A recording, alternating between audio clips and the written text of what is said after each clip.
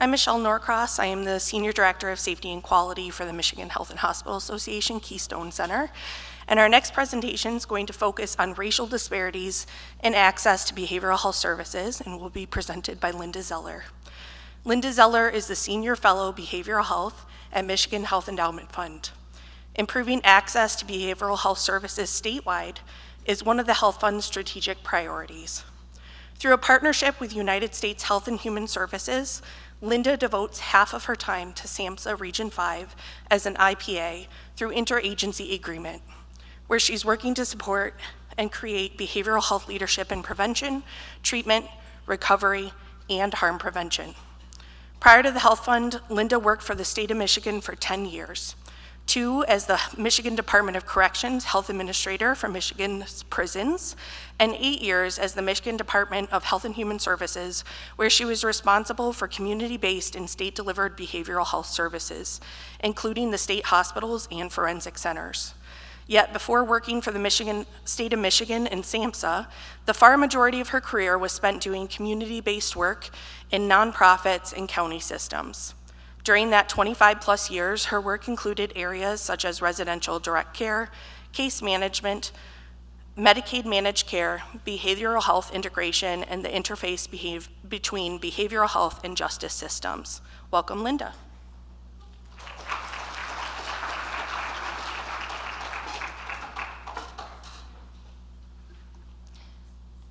So they told me I can walk around. Can you hear me if I'm away from this mic? All right, good, because I do not do well behind a podium. So thank you for being here.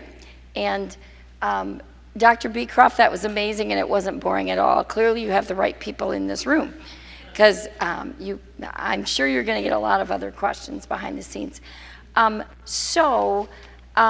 here as a facilitator, certainly not an expert on racial disparities, but I'm really excited about the opportunity to build on some of our learning as health funders. We're just starting to scratch the surface in this important work. So today I want to talk about sort of what we know and how we're measuring things. And then I want to share just a couple high-level learnings that are happening at the Health Fund where I am, and also in some of our collaborations. You already heard about one.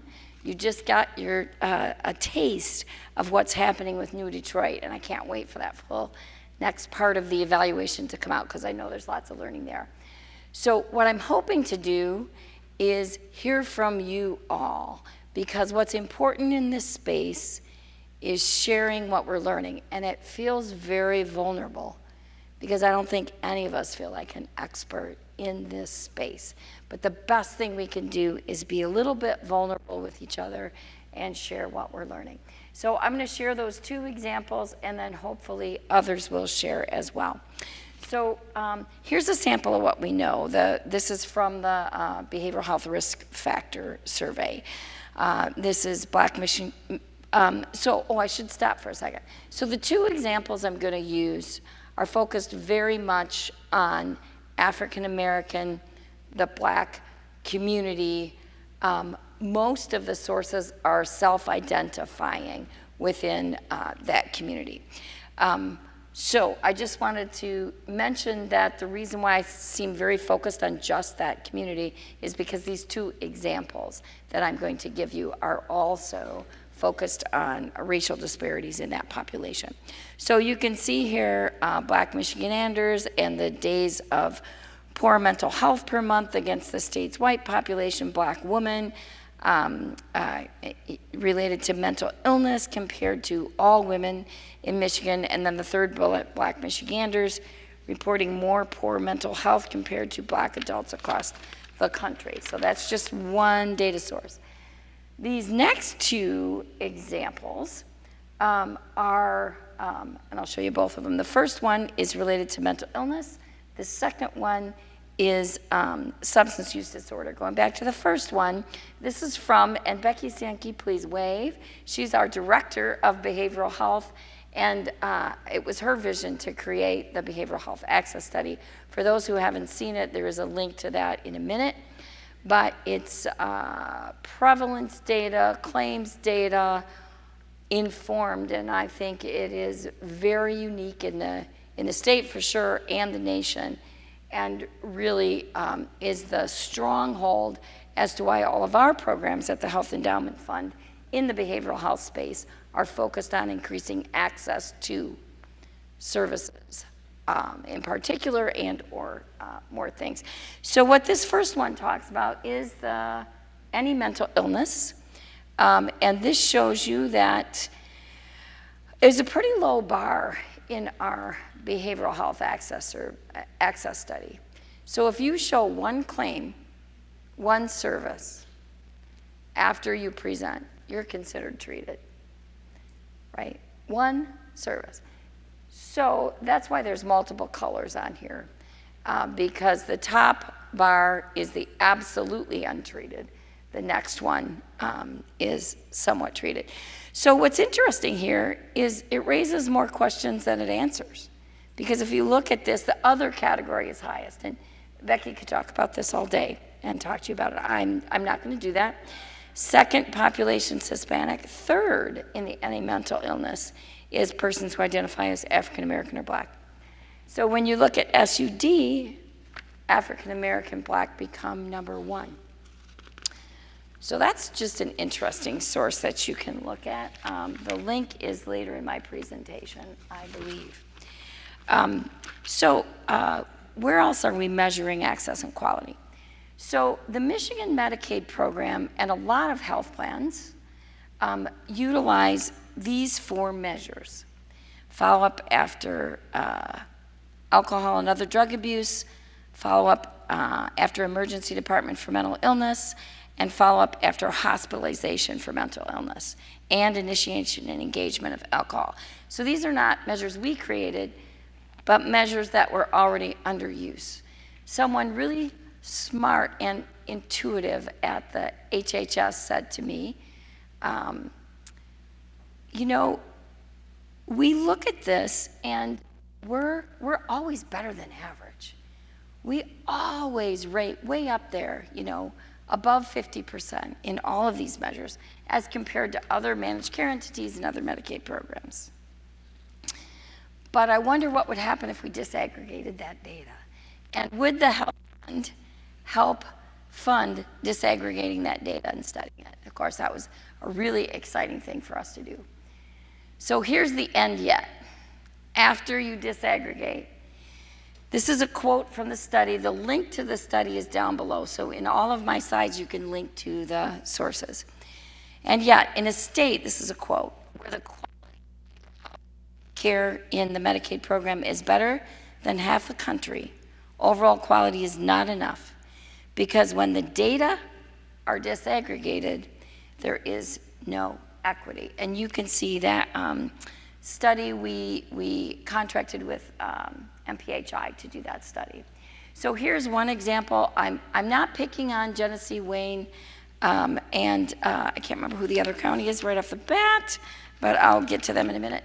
I'm not picking on these 3 counties because this disparity is absolutely statewide. The other population we chose to work with the African American and Black population and the inequities in the tribal and Asian American folks who identified with that population is just as great and sometimes greater, but not as persistent across the state. So this is an example that shows, and this is from that study, which you can find online, that there's a 6.83% gap in follow-up for mental health. And some of the gaps are as wide as 30% in other examples. But when you look into the study, you'll find many graphs like this that show very specific data with very specific geographies. It's a consistent gap when you look at mental illness and SUD. There is some variation, but not a lot. So what are we learning from data? So we have learned so far that Black adults on Medicaid are less likely to receive follow-up care after a hospital or emergency room visit for mental health or substance use disorder. And building on Dr. Beecroft, I love those stats, but it's almost never a single use, and it's almost never just substance use. I don't want to say almost never, but it's often not just substance use disorder. So some more examples of what we know, using two different measures, two different geographies in Wayne and Washtenaw. That's the other county I forgot about. This is just some specifics that about the Wayne and Washtenaw gaps from this data. Again, you can get to this report at the link I showed just a minute ago. So I mentioned that the tribal group we haven't done anything with. I'm hoping that somebody out there, Community Foundation, one of the collaborative partners in MOP, university partners, that somewhere will help think through how we can do something similar in that area. So now for the two examples, and the reason I'm rushing so much is I've prompted a couple people in the room to talk about what they are also doing. My goal is that if you have something to share, if you've done work in this area, doesn't have to be focused on racial disparities with the African American or Black population that we're highlighting right now. Can be anything that you've done related to racial disparities in behavioral health. So that's just a think about what you might want to share, because that's what most of our time needs to be today. So what did the Health Endowment Fund do? This is example number one. Our board decided they were interested in funding community-based organizations that we don't usually fund for behavioral health purposes. So these are not behavioral health providers, although some are tangentially sort of connected to prevention and other things. We picked 4 counties listed here, Saginaw, Oakland, Kalamazoo, and Wayne, and we funded one community-based organization in each county to lead a 1-year discovery and planning process. They engaged their local stakeholders, and they provided us a report. The link there links you to that report.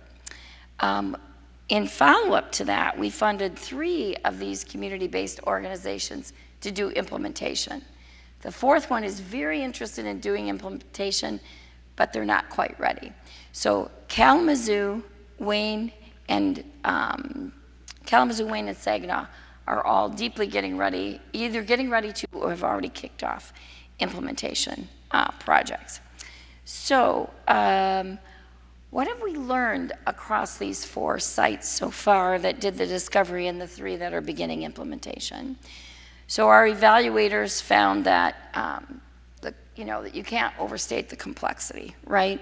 Individually, institutionally, system barriers, individual barriers.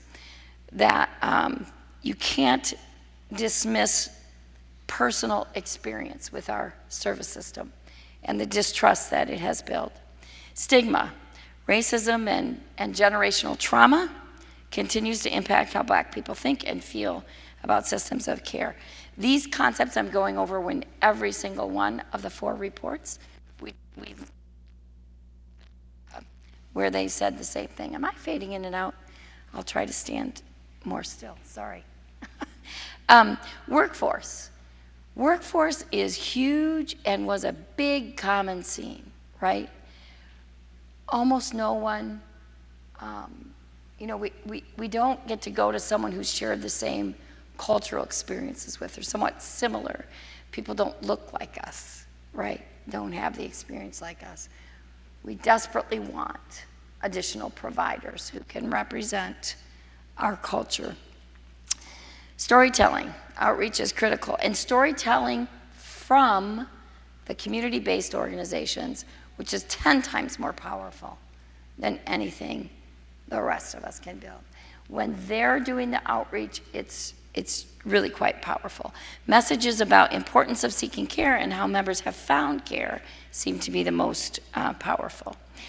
And finally, change in realities. This is clearly a movement, not a moment. Stages of system change cannot be rushed. At the end of this, I'm going to play a little video right before we call on others.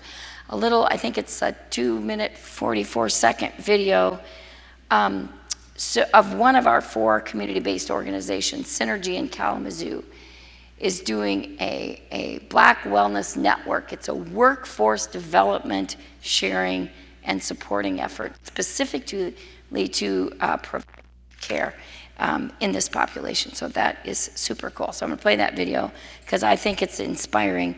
And as you're walking out, standing between you and a break, there's also a video with no words that just shows their first big celebration and gala. And hope you'll be inspired by that. See, I think that's all I wanna do on example 1 for now. Example 2, is a collaboration, and you can see the folks listed: Blue Cross Blue Shield of Michigan, Blue Cross Blue Shield of Michigan Foundation, Community Foundation for Southeast Michigan, Ethel and James Flynn Foundation, Jewish Fund, Kresge, Michigan Health Endowment Fund, and Metro Health Foundation, has formed a collaborative and led together the Black-led mental health pilot program. The aims were a couple: to increase access to behavioral health services, yes, and address historical under of Black organizations, and support Black leadership and organizational capacity. So we funded 7 Detroit Black-led and Black-serving CBOs who each received $100,000. Evaluation is underway. Please raise your hand if you're part of that project right now in the room. Kim, others. So I am not, there's Audrey, yep. Andrea. So others probably are better at answering questions related to this, but there's some really fascinating work. And it's a very different example, much more open to what these organizations lead. While the focus is behavioral health access, it's also a variety of strategies there. And I don't have a slide on that. So here is a slide from the evaluators that shows some of the accomplishments and activities of those community-based organizations. So very unique, varied when they all talk together. That they're really, really intentionally working on connecting with behavioral health providers. Referral tracking tools are important within the CBO culture. Created outreach workshops, sustaining telehealth, a lot of outreach, a lot of intentional connection with community partners. So fighting stigma, connecting with culturally relevant and competent providers, strengthening those partnerships with behavioral health providers is a lot of what the commitment from those community-based organizations are doing. So, I've mentioned examples. In a minute, I'm going to ask Dr. Mantoffel and Dr. Gratson to share a little bit about what they're doing in this racial disparity space. Can be related to MOUD, doesn't have to be, because as we learned from prior speakers, it's seldom just one issue. Before we do that though, I would like to play, and I'm not sure who's gonna do this for me, I would like to play the top video at the link below if I could. This is Kalamazoo Synergies. Anybody know how I do that? Thank you. They've got it. So let's take a look at what Kalamazoo is doing.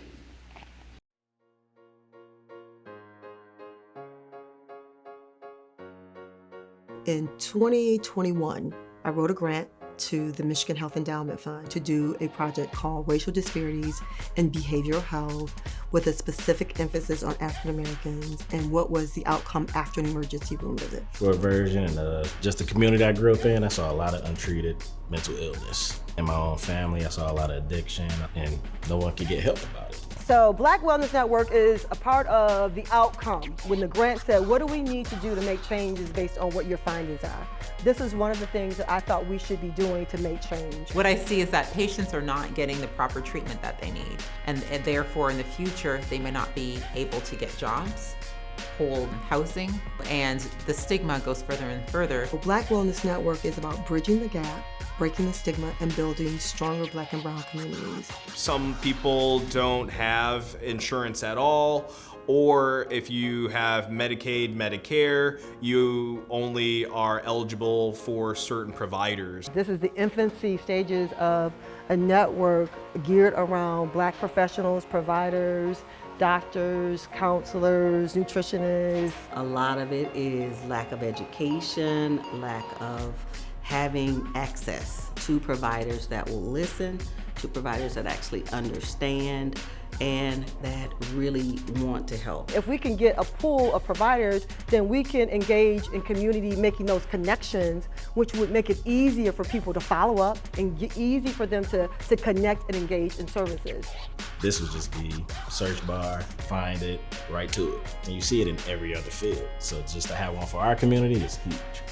We could provide the accurate care that our patients need instead of providing care based on a stereotype. The more we grow as a network, the better that we can abdicate in various areas for that.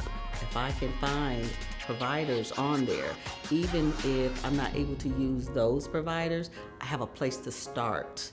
And we can actually get some help for some of our people that actually need it. And so we want to lay a really strong foundation and have a really strong platform to continue to encourage people to be a part of the network. If we could be that source, I think that it would be a healthier community and nation when it relates to Black and brown people.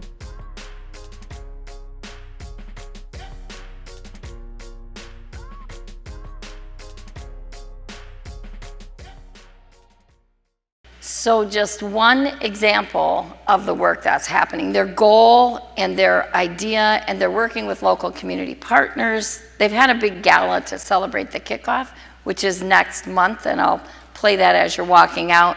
But the goal is both to empower providers who represent the Black and brown communities, as well as work with payer partners and health system partners to try to figure out ways to make it easier for people to find those providers when they want to find them. Very early stages, super hard work.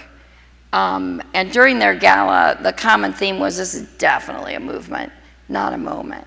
I mean, this is just the beginning. But it is so exciting and so energizing to spend time with a lot of these folks in Kalamazoo. So let me stop for a minute, and I think I'll start with, be thinking about what you want to share, but I'd like to start with Dr. Mantuffel. Do we have a mic for out there that we can get to Dr. Mantuffel to share a little bit about anything you're doing, learning in the racial disparity and behavioral health space? Thank you so much. Yeah, thank you for the opportunity to share. So we did participate in the New Detroit Just Care pilot. I think that you guys all funded. And full disclosure, the participants, I think we had 20 or 25 either ED docs or PAs that were the participants that counted for our racial bias training as required by the state, and we were incentivized to participate. But I thought that they did a fantastic job. The information they shared, there was a lot of stuff that I knew about personally as a physician, Tuskegee, history of Black people in medicine, and why there is distrust there, and especially as it comes and it relates to drugs, the penalties associated with crack cocaine use as compared to powder cocaine use, and the communities that were using each of those substances, it was really, eye-opening even to me, and I thought I was pretty, well-informed on that, and there was a spectrum of providers that participated in that, and not all actually were that open-minded, and I think that all of us that participated thought it was extremely well worth it, and like I said, we were killing two birds with one stone, because this is required training by the state as it is. And, I just thought it was really well done, and a really good use of our time and education.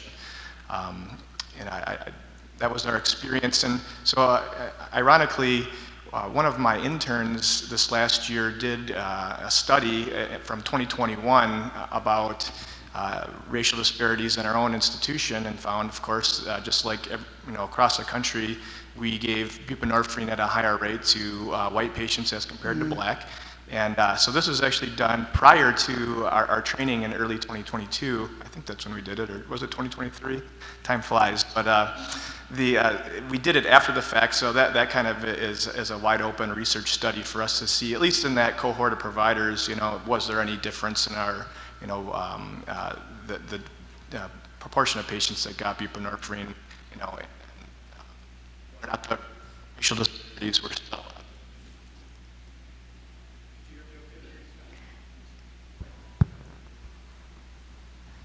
Yeah, that one died, it looks like. Nope. I guess you're going to have to use your outside voice. We're not recording, so I think we can. Use my other mic. That doesn't work either. Yeah, okay, there we go. I'll just keep mic'd up for the rest of the time.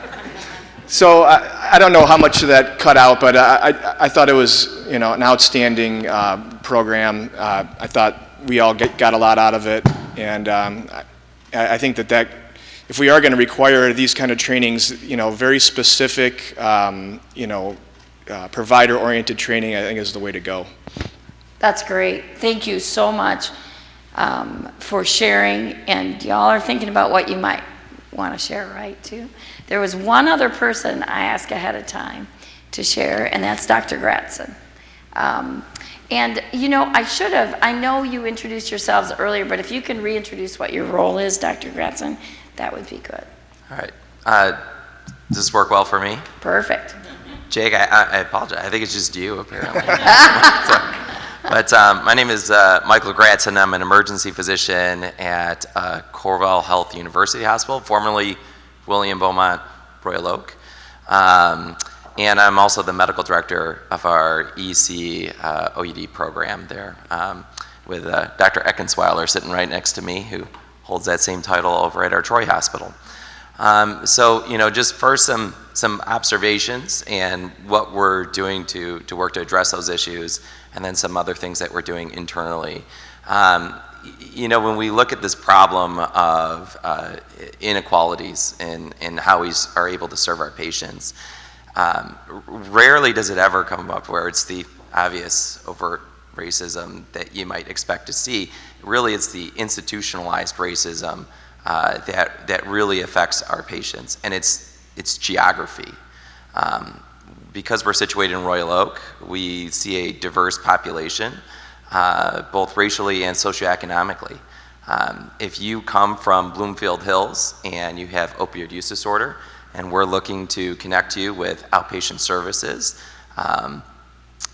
there's just a lot more resources that are readily available for those patients. Mm-hmm. If they come from Bloomfield Hills, higher likelihood that they're going to have private insurance, so that opens up certain doors and that our Medicaid patients simply don't have. And one of the struggles we encounter, particularly with both Wayne and Oakland County, is dealing with our PIHPs. So if you're a Medicaid patient and we want to connect you, we have to first connect through the PIHP, which acts as a gatekeeper, and frankly a hurdle for a lot of these patients, because at times they may offer that, to be able to be connected with an outpatient clinic to get services, you may have to undergo a 2-hour interview on the phone, which is very difficult for some of our patients to do, especially if they're in active withdrawal, just recently overdosed, dealing with other medical issues.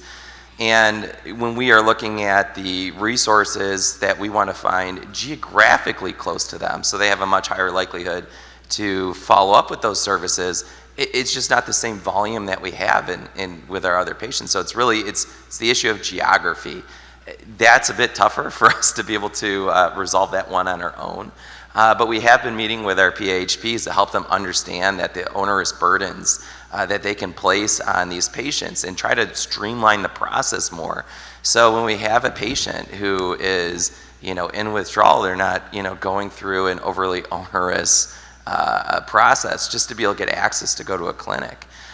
So the PHPs have been responsive to that. I mean, they are working to better streamline their services, have better 24 access care to be able to get through this. So regardless of the time of day that we can have access for them. So we've been working forward on that internally within our own department and throughout our health system. As Dr. Mantuffel had mentioned, we had actually used some grant funding from community foundations to bring in an outside expert on racial bias and stigma to develop a curriculum and administer a course for us, which was really helped break down just how even with the best intentions you still are going to have bias. You're going to have certain stigmas that are there, and how to better create a constructive mechanism that you can work to overcome them. So that's what we utilized for our providers, bedside nurses, to really help to make sure that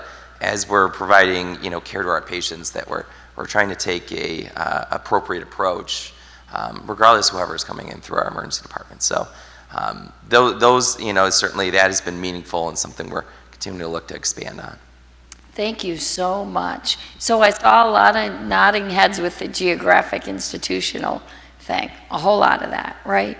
And that as a health system or a hospital system, you can't solve on your own. As a community system, you can't necessarily, as a community provider, you can't necessarily solve that on your own either. So that one is tricky, and that's going to take some work. I also saw a lot of nodding heads when you talked about the example of the PHP and the difference is multi-payer system, right? With the PHP being the place you default to when there isn't coverage or when there is Medicaid coverage, right? Critical, important player. Congratulations on working with. And the PHPs can only do so much unless the state allows in our contract. And I can say this because I used to be responsible for that contract. So a lot of what is difficult didn't get fixed on my watch either.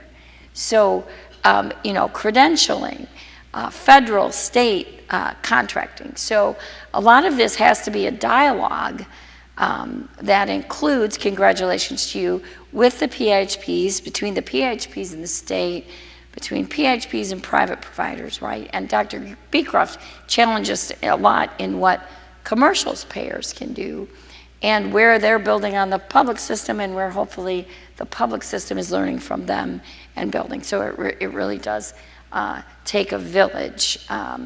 So thank you for sharing. Anybody else want to share what they're doing? Doesn't have to be racial disparities alone, but anybody else got some work or frustrations, anything they want to share or pick each other's brains about?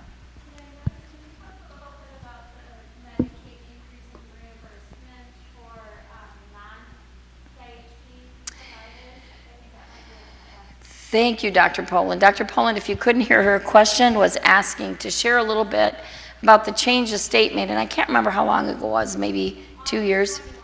August 2021. Dr. Poland probably knows the hour. So the PHP CMH public system was built for a very specific reason, to serve a very vulnerable population. So there's a lot of bureaucracy that is built into that system that makes it hard to come in and out. And a lot of that was built for that safety net public patient. Some of it works well, a lot of it doesn't work well. That was true when I was there too, so I feel some ability to say that. And however, especially when you're trying to meet people where they are and you're trying to expand to serve everybody, it's difficult. Models like the CCBHC are making it easier, but that's not statewide. in the community, right? So there are a lot of barriers. So a few years ago, inspired by some of our grantees and other grantees who are doing work in this space, the state was challenged and the Medicaid policy people stepped up to their credit and said, so it may not be wise or possible for every provider to do all of the things that a PHP is required to do when they are built for the public patient.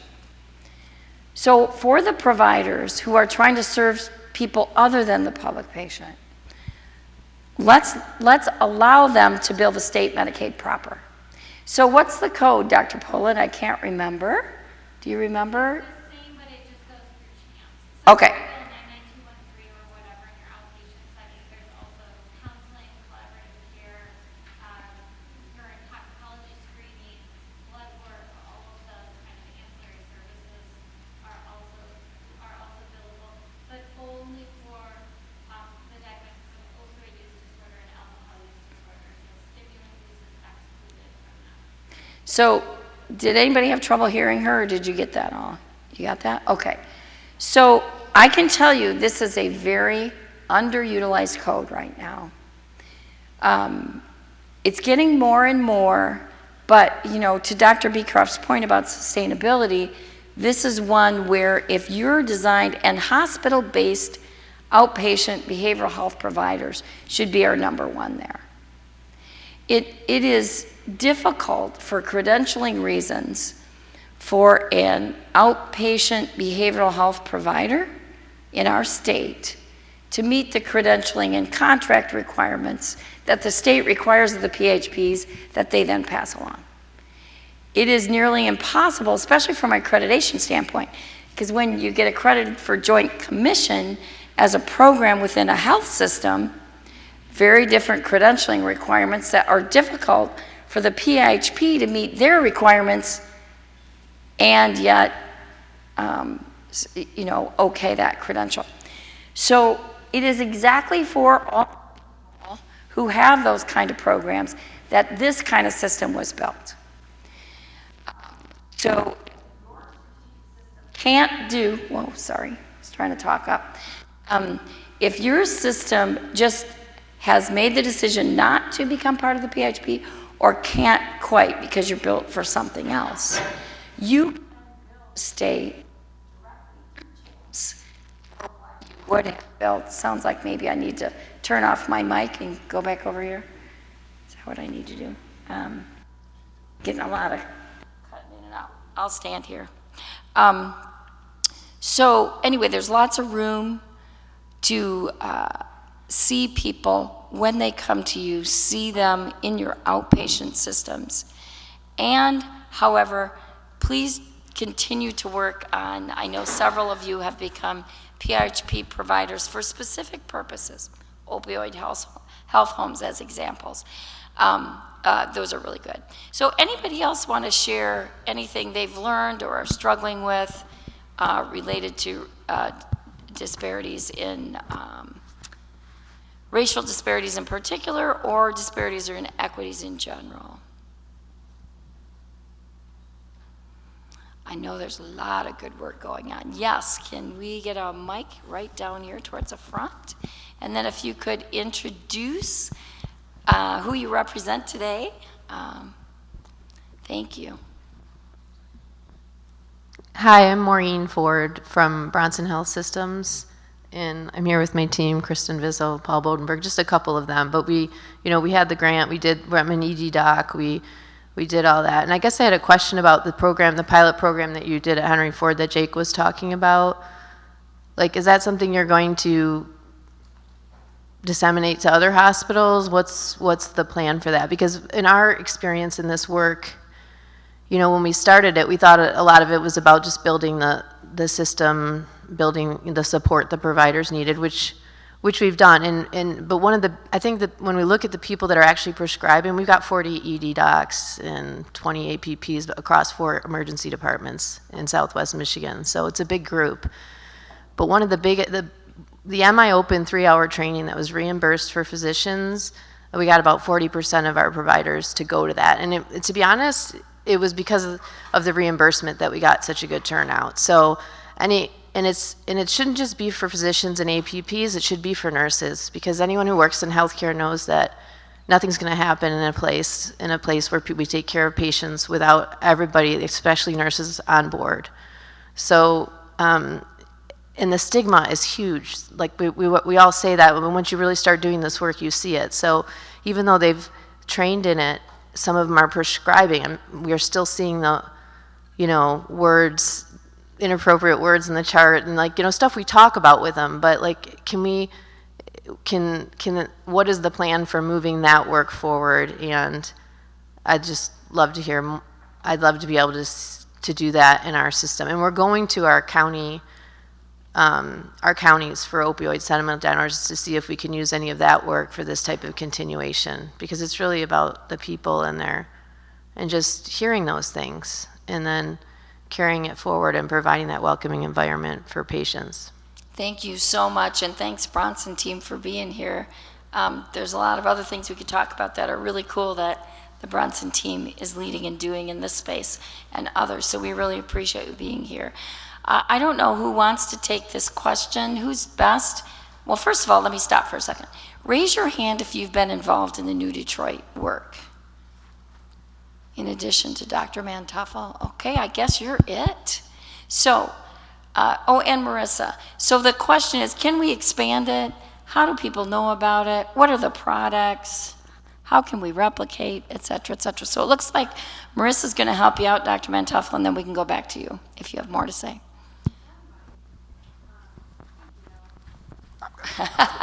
You're also getting your steps. Hope you have a Fitbit on or an Apple Watch.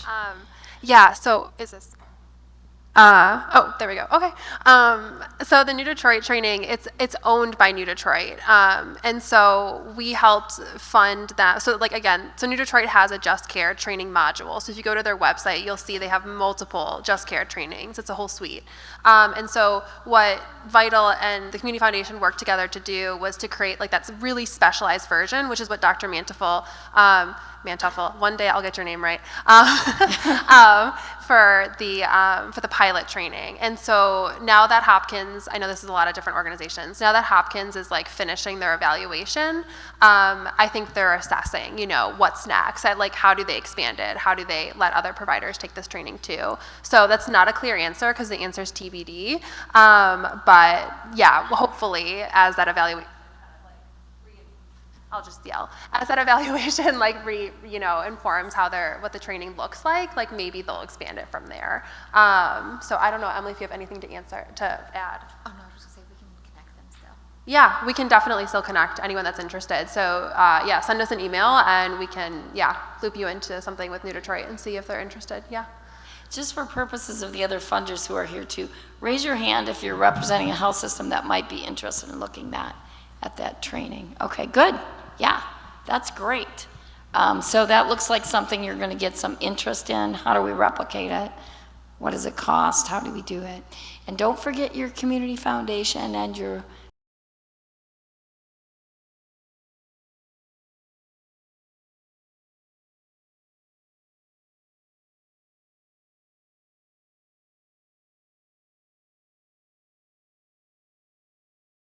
this priority is, in addition to your community foundations too, because some of us have limitations in what we can fund, and sort of one-time things are much easier to fund than things that are going to require ongoing. So just another pitch that the public-private partnership can really be helpful.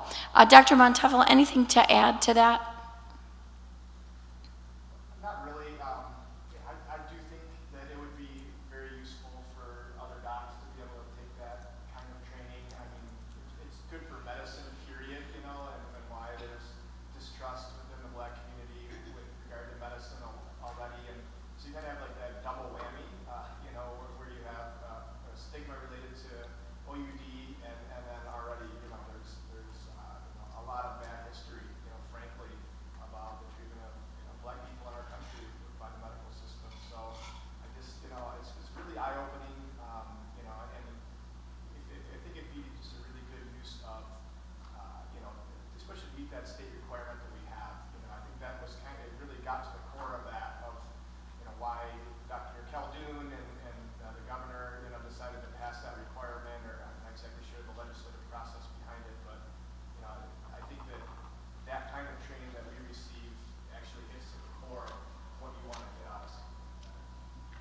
Thank you very much. Anybody else want to share or have a question for a colleague? Yes, the Bronson table again. Yay. That's good. I didn't see any other hands.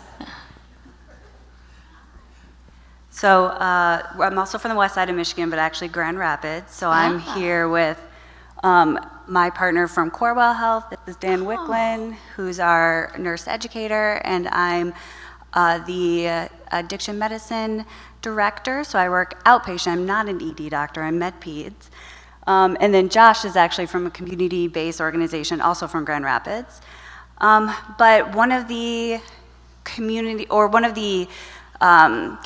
I wanted to say that we have a lot of interaction with, that is something I wanted us to think about, is our communities of gender diversity, so the LGBTQA communities. So we're finding, especially with our young folks, a lot of overlap with especially our transgender folks, transgender populations of color. So there's a lot of overlap with chemsex, folks who are engaging in survival sex, who have high risk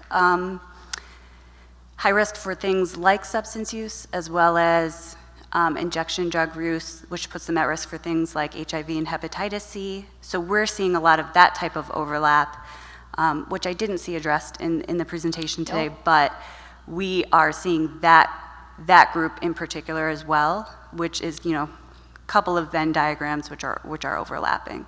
Yeah, that's great, and thank you, Corwell, and thanks, West Michigan team.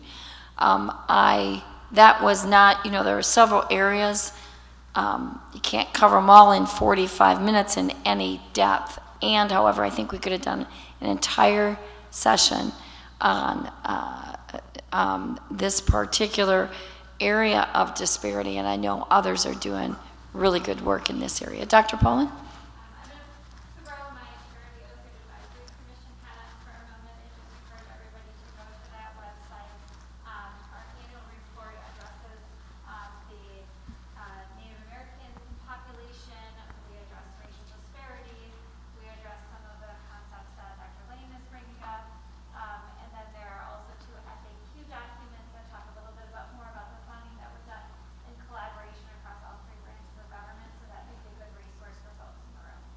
Thank you for that reminder, Dr. Poland. I probably should have had that in my slides. I probably should have had the link to the advisory committee, opioid advisory committee website, because it is deep in information. And especially when you're trying to talk to the local administrations and bureaucrats who are overwhelmed, because in addition to opioid settlement dollars, they are also worried about clean water and PFAS and you name it, and roads and all that kind of stuff too. Dr. Poland? Oh, Amy's here.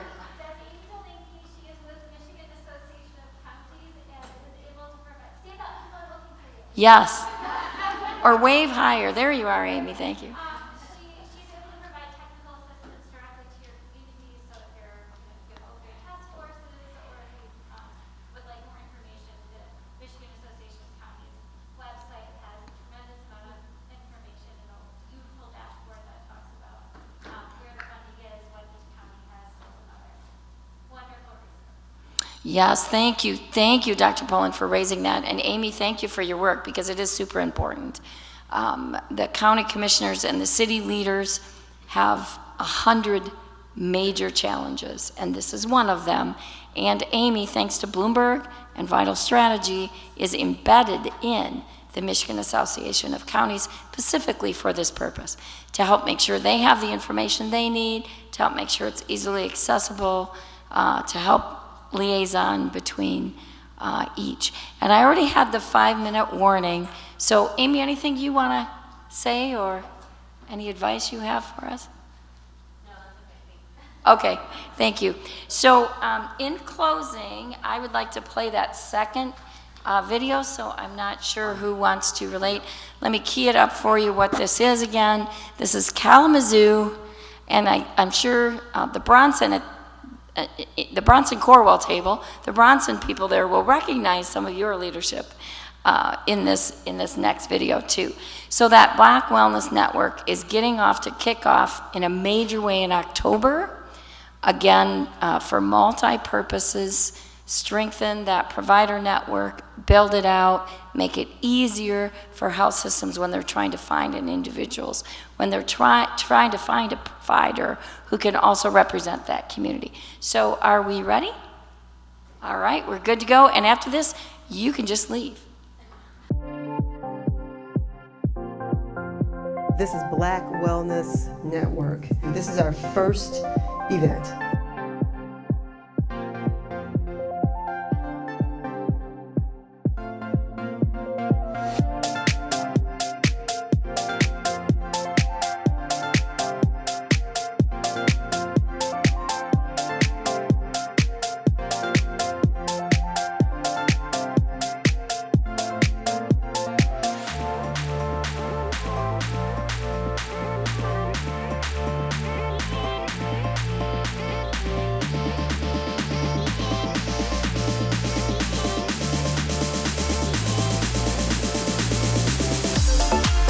Thank you for all that you do. I mean, you're really bringing this community together. Elder Val and her team is going to be working diligently to ensure that we fill up this network with every single health need we possibly have. I'm reclaiming everything my ancestors prayed for, rebirthing legacies that got left at shores.